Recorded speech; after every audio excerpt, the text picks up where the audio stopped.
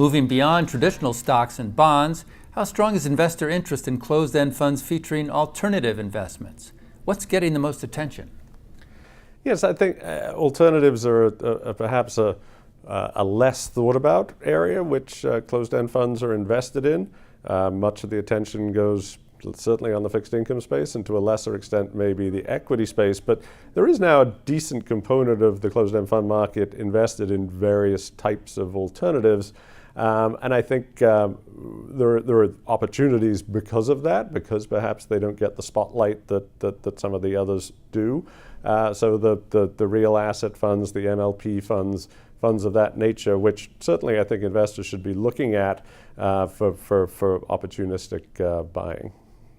So right now, if you think about closed-end funds, that fixed capital structure and the ability to use prudent, scalable leverage, it's really a great bucket for alternative and non-traditional investments.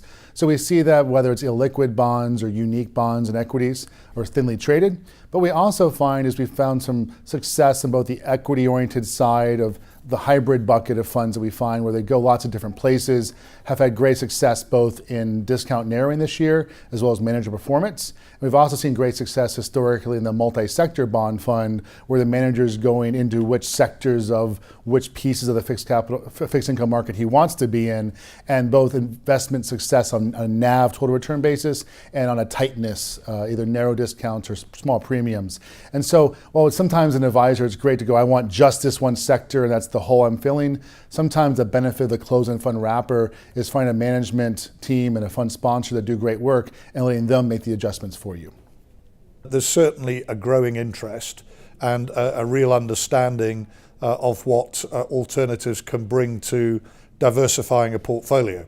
You analyze the return streams of the traditional 60-40 equity bond portfolios against those that maybe have up to 20% of their assets in alternatives or real assets, call it what you will.